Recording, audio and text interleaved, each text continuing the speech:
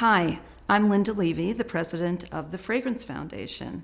We are thrilled that today we're going to have a creative panel, one of our signature events, with the one and only Diptyque. Today you're going to meet Fabienne Mauny, and she's going to be answering some fabulous questions from Katie Becker. We are at the actual new boutique today at 31 Prince Street, where we're going to have a lot of in-depth questions about Diptyque.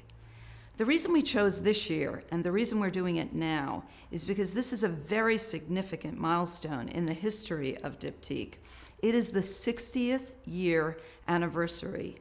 And today you're going to find out, with Katie being so very inquisitive as always, all about the history, all about home decor, all about Diptyque's fabulous fragrances.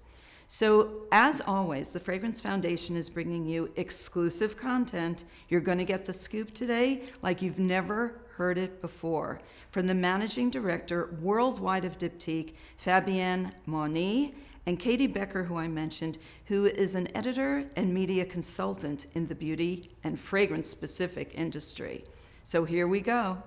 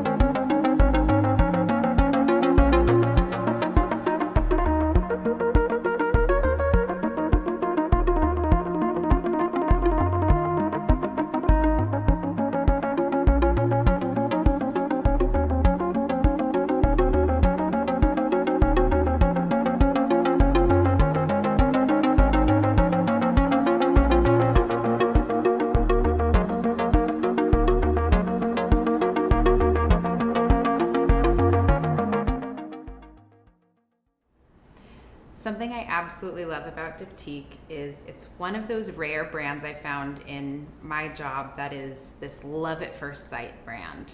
People always remember the first time that Diptyque caught their eye and they fell in love with the brand. For me, when I was working at W Magazine, there was a cover star who shall remain nameless, who asked for 5 bay candles as part of her rider. And that for me was this epitome of glamour. And that's when Diptyque really locked into my mind, and since then my own collection has developed. The new Venice fragrance from the Tour collection is my new go-to. I've managed to acquire one of the big giant candles. I've got the brooch. It feels like I've been able to. Fun. I'm a huge fan. I've been able to immerse myself in the brand, and so that's why I'm really excited to be able to get into that with you today. I feel like for people who identify as beauty lovers, or even people who say that they're not that into beauty, they still have this really deep affection for the brand, which is why it's exciting to hear more about it from you today. For my first question for you, I want to get straight into the anniversary. This has been an enormous year. I'm sure you'll agree. Incredible year, yes. And we're getting toward the tail end of it, but you've had these 5 consecutive chapters throughout the year. This fall was the culmination, or I would say the height of this anniversary experience, which was Le Grand Tour. 5 fragrances inspired by 5 cities from around the world that have relevance to the brand. This was also following a year where you had launched home decor, and so many incredible things are happening with the brand. How would you say that these projects are a nod to the history and heritage of the brand while still moving the conversation forward? So yes, you're right. 2021 has been an incredible year for Diptyque, and we are celebrating, as you know, our 60th anniversary. And in spite of the pandemic, we wanted this anniversary to be as rich and as creative as possible. So we decided to have several initiatives across the year to celebrate our heritage, our history, and show as well that we are not looking back, but we are absolutely younger, more creative than ever, 60 years after the birth of the brand. So we took several initiatives, as you said, paying tribute to our heritage and trying to explain the very special Diptyque spirit and share it with our fans and our followers. So we started the year with a first initiative around graphism, which is so important at Diptyque. We are famous for our black and white oval logo. We are famous for the dancing letters. We are famous for the illustrations of our perfumes. So it was important for us to celebrate that, to start the year. Then we took another initiative around our historical store, the one in 34 Boulevard Saint-Germain on the left bank in Paris. And we had, at the beginning of the story of that store, there was in the basement a jazz club, which was quite famous at the time. And this place was the inspiration for the Orphéon Eau de Parfum that we launched in March this year, again as a tribute to our beautiful history. An instant favorite, so good. Yeah, it's a beautiful fragrance that we are so proud of.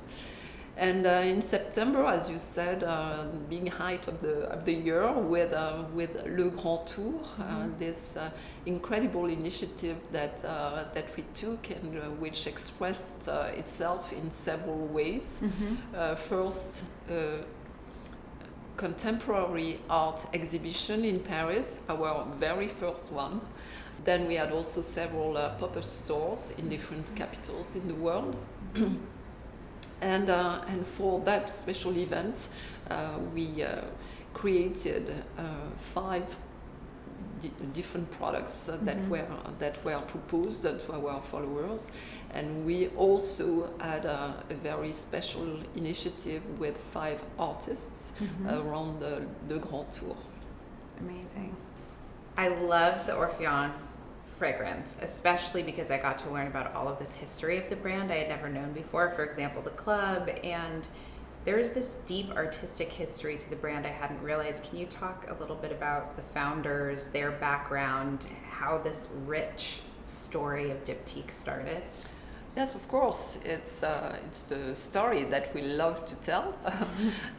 So our founders were 3 artists, 3 aesthetes that created Diptyque as a creative project. They didn't have at all the idea of creating a brand. They just wanted to open a store and show their creations. So one of them was English, and he was a painter. Another one was French, and he was a theater decorator. And the third one, the woman of the trio, was interior architect. They all had this artistic background, and they created Diptyque again because they wanted to have their own creations and do whatever they felt was true and beautiful. So a lot of their lives, a lot of their travels, a lot of their taste was put really in that brand, in their creations, and they were really following their own instinct to create products that were proposed in that store on the 34 Boulevard Saint-Germain. So the store opened in 1961.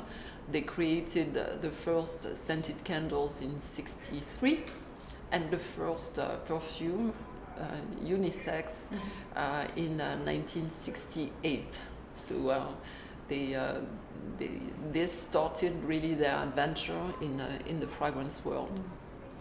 And it makes sense that this anniversary year would be so multifaceted when the brand originally started out that way. It wasn't fragrance, then candle. There was a lot of different things going on. Yeah, and they started with the fabrics, and then they added some decorative object to warm up a little bit the space, and from there they went into candles, and they made an encounter with somebody who told them about the possibility to fragrance, to perfume the candles, and the story started like this. And a lot of initiatives or creations coming at Diptyque in the years after were actually linked to a special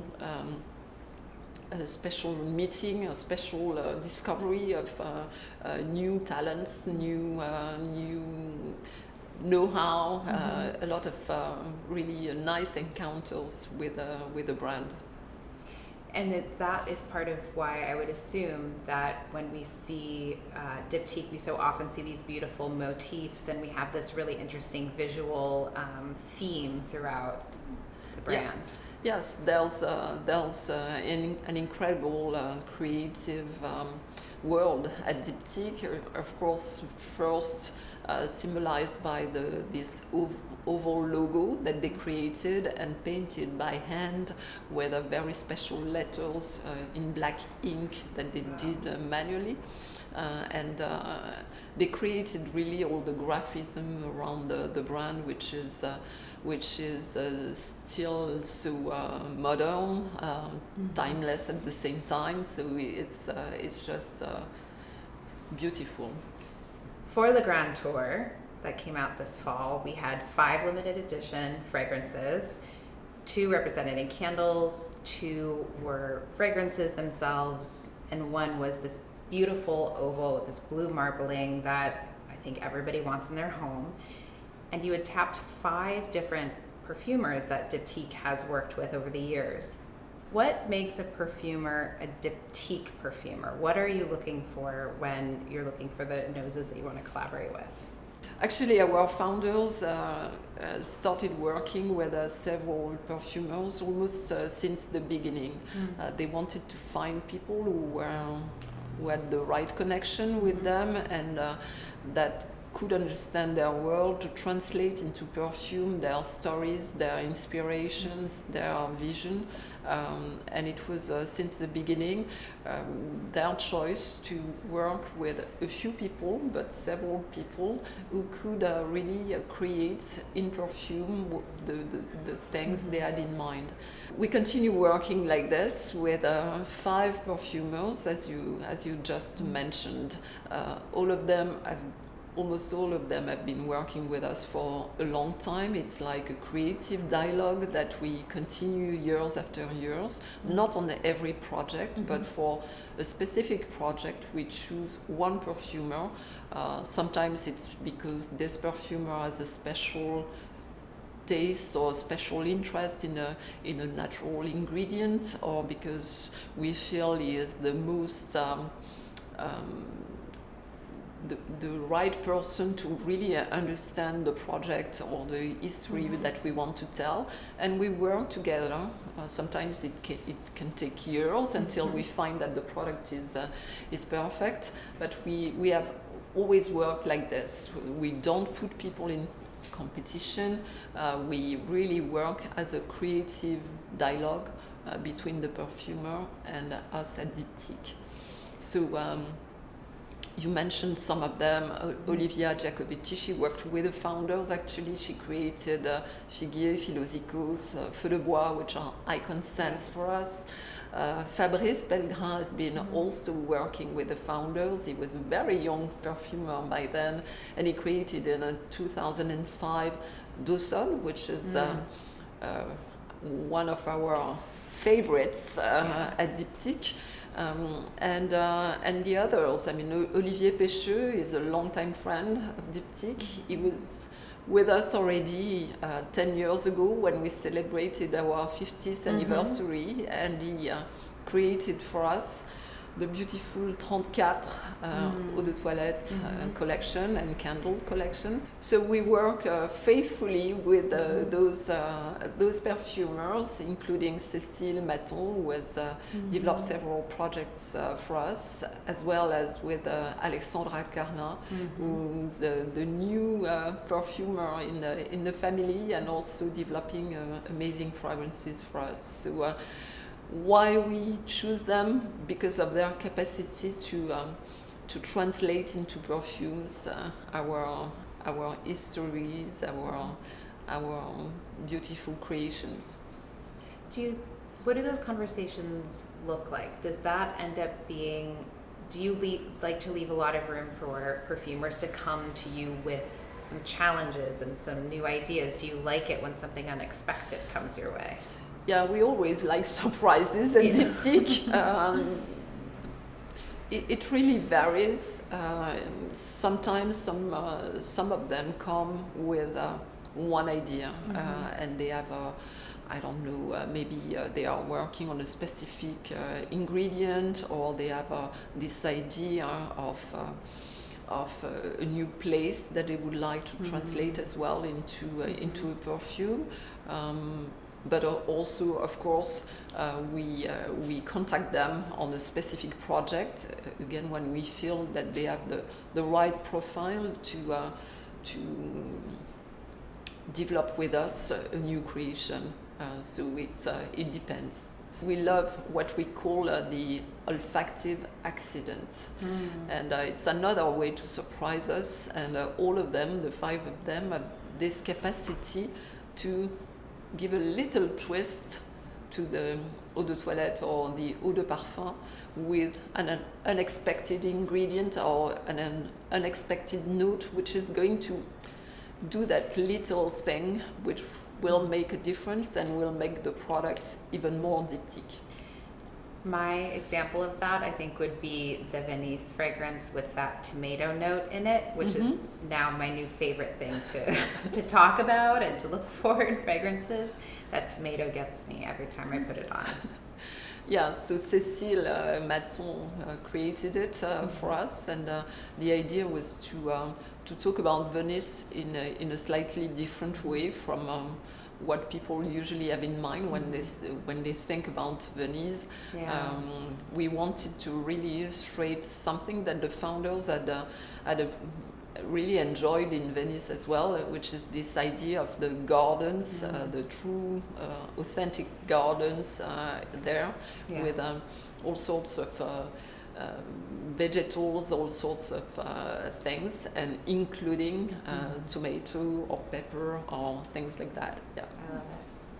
I love it. I find that Diptyque often serves as a forum for a lot of different types of artists. So we'll see music inspired by the fragrance, and of course visual art. It's a way to make fragrance this multi-sensorial experience. So more than just smelling, how does this fragrance sound? What does it look like? Which I absolutely love. And for the Paris exhibition, I know you worked with 9 different artists, 5 of whom made art that was limited edition to purchase, and also fragranced the artwork itself. I saw it at the pop-up up in the Meatpacking District. And I'm curious, for the artists that you worked with on this project, what makes someone the perfect collaborator with Diptyque? Who are these artists? What makes their creative world fit the Diptyque creative world? Thanks first for the compliment, to say that Diptyque is a sort of artistic forum. This is exactly what we want the brand to be and to continue to be for the years to come. So thanks for that. For the Le Grand Tour was really a fantastic experience for us, and an initiative that we took for this 60th anniversary. We wanted to pay a tribute to the love of travel that the founders had, and the fact that the brand has been inspired many times by different cities, different countries, different cultures, and this love of looking at the world in a different way. So we decided to do this project of Le Grand Tour, choosing 5 artists, well-known artists, to celebrate with us this anniversary, and we gave them a carte blanche to create whatever they wanted, with only one condition: it had to be scented. So they created art pieces, really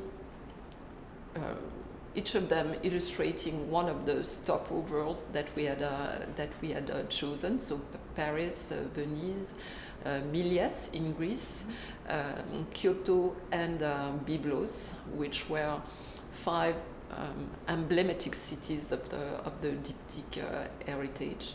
And each of them actually created an art piece inspired by one of these places, with their own artistic talent. As you know, within the 5 we have sculptors, we have painters, we have people who work with the ceramic, we have a fashion designer, so we have of course a very famous photographer, and we wanted this to be a multi-artistic experience. So we were so proud to welcome those great people to join us for this anniversary. So to celebrate Paris, we worked with a young artist coming from Madagascar, living in Paris, Joël Andrea Nomea Rissoa, who has created this amazing art piece with 34 panels.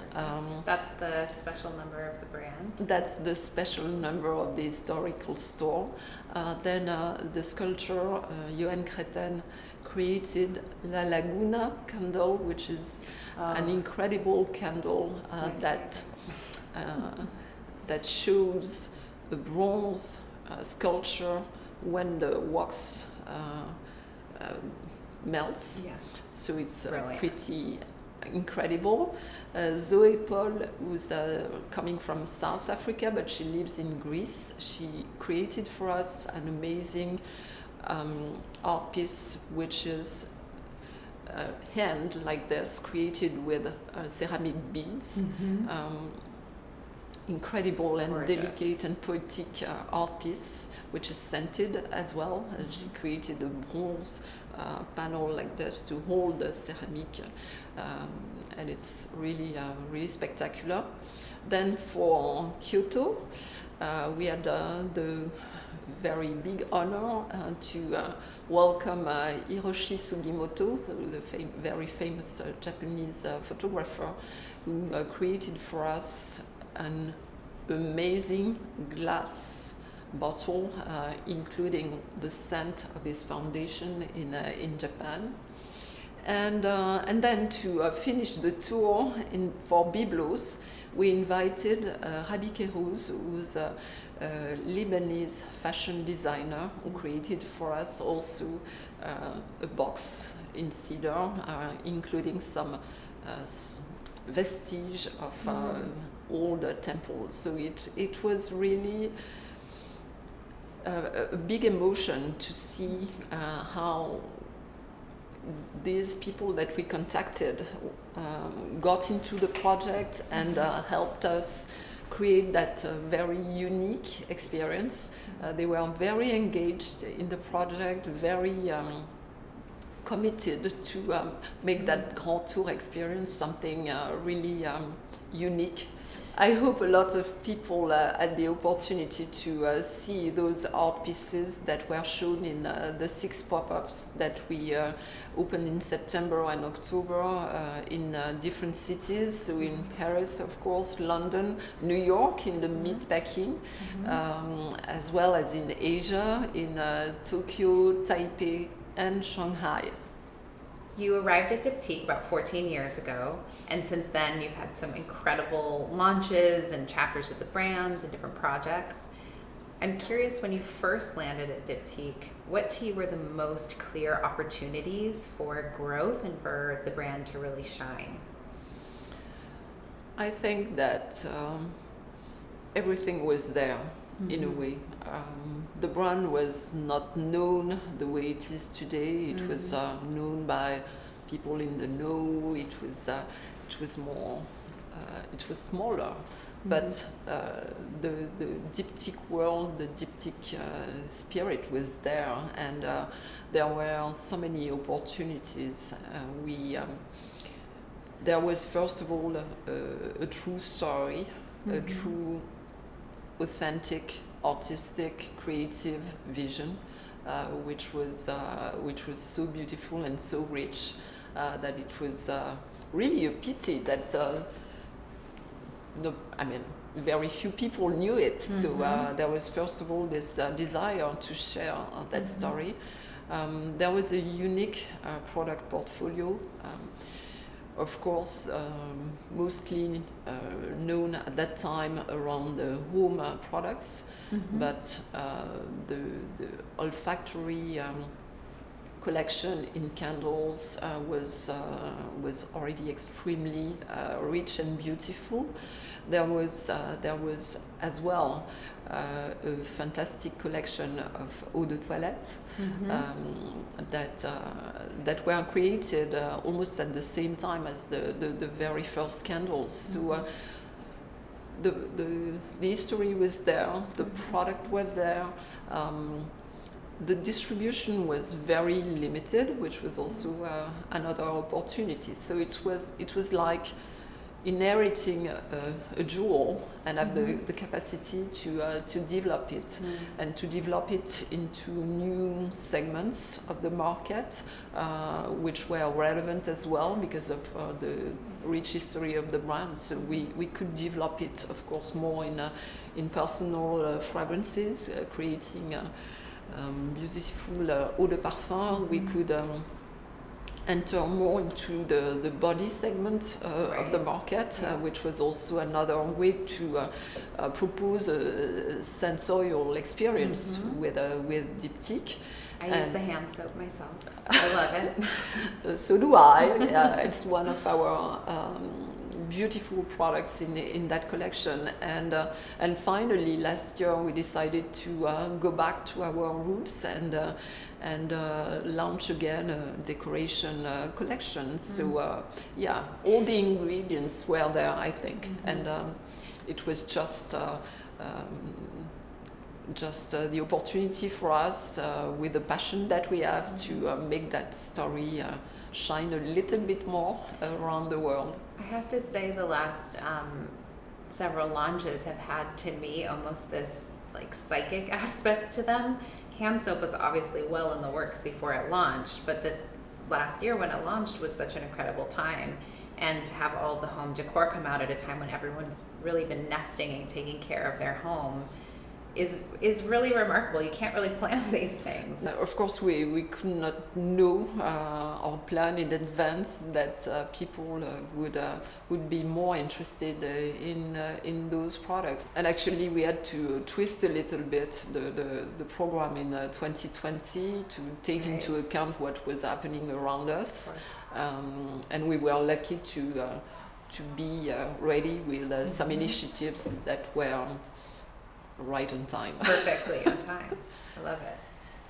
When I think about the important pillars of the Diptyque brand, to me, the first word that comes to mind is imagination, which is something we've been talking about this whole discussion, all of these different ways to represent fragrance in these incredible artistic ventures. And I think about, for example, the ovals and how creative they are. I think about the carousels that come out in the holiday, which my family now collects and line my mother's mantle. Great idea. Yeah, and that all year round, by the way. The home decor, of course, all the artist collaborations.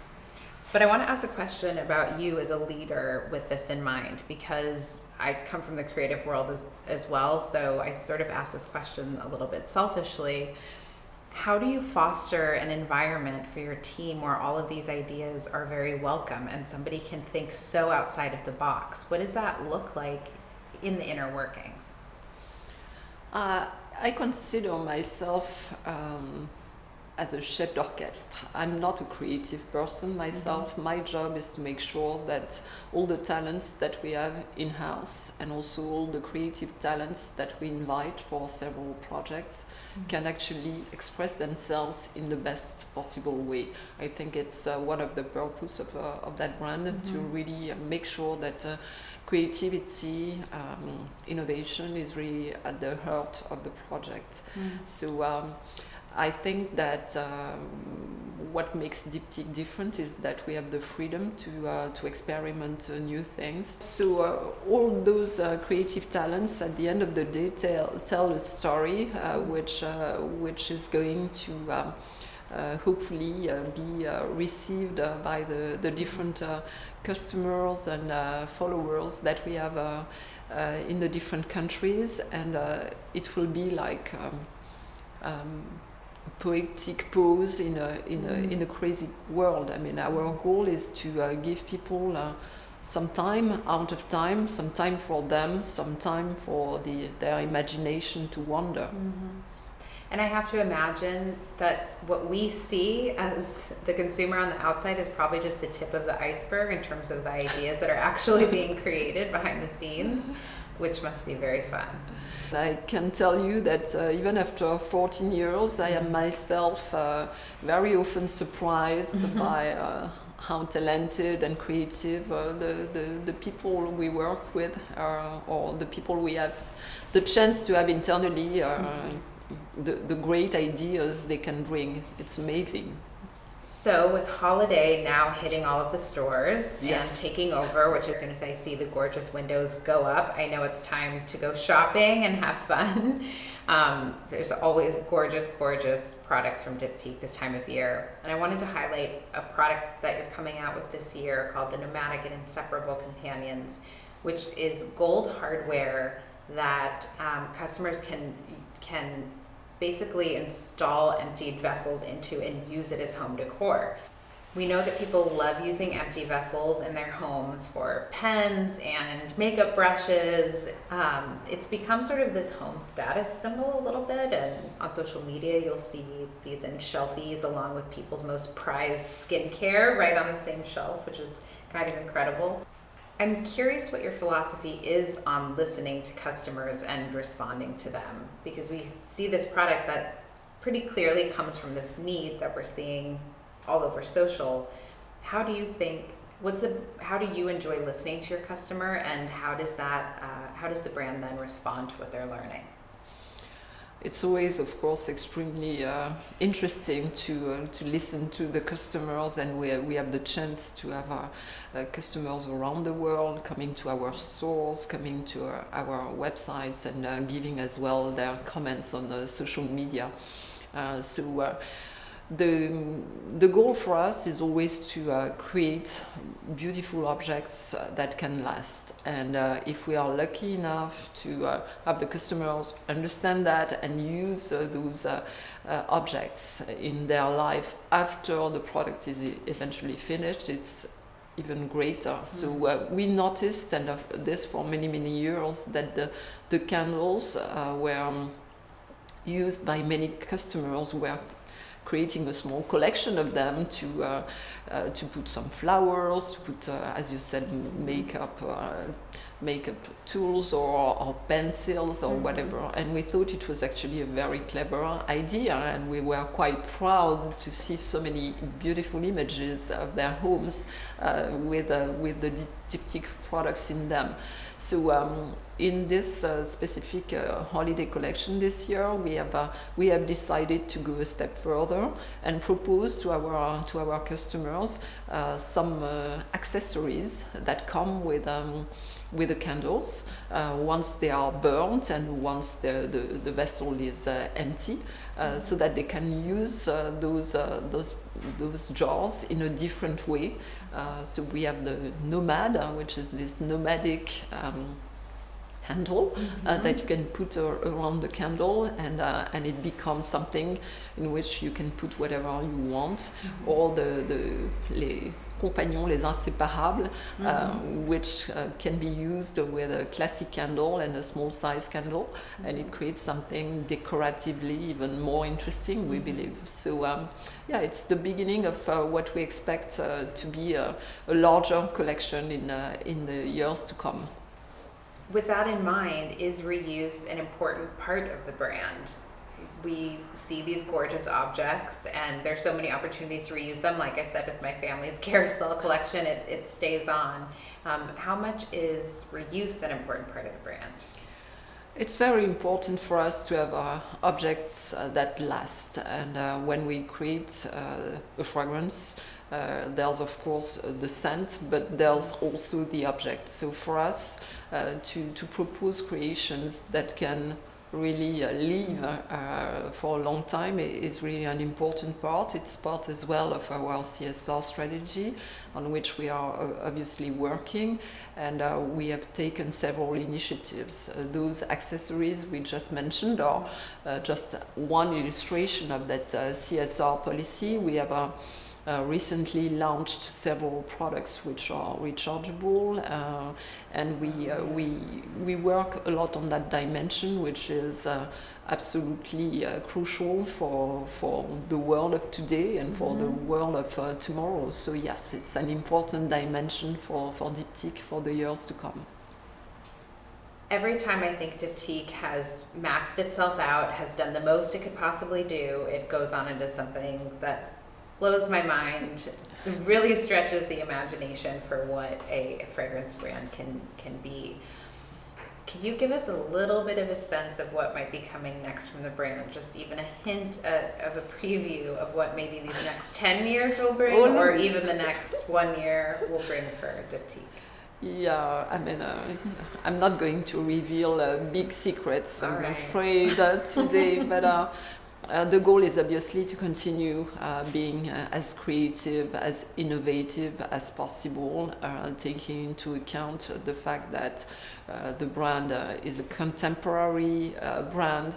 It has been here for 60 years, and the goal is to make it as beautiful as possible for at least the 60 years to come. So we truly believe there's a huge potential in front of us to continue telling the story. First of all, we have the chance to have almost 90 stores around the world in which we welcome a lot of people who come and discover the brand, sometimes for the first time. So to have this opportunity to tell them about who we are, what we do, engage them with the brand is already a fantastic project. We want to continue, of course, creating amazing fragrances, both for interior scents or personal fragrances. And we will continue as well, of course, developing hopefully the decoration collection, which is another facet of the Diptyque world. And if I can just give you a little bit of a secret, we will launch in a few weeks a new category within this decoration collection, which is wallpapers. Yes, with beautiful prints inspired by our archives, and we are so excited about it. It's going to be fun and great, hopefully. Wow. Okay. That's incredible, and I can't wait to get my hands on it, and maybe changing how I decorate my whole home now. It's going to be based on these wallpapers. Was wallpaper part of the brand history as well, back in the beginning of Diptyque?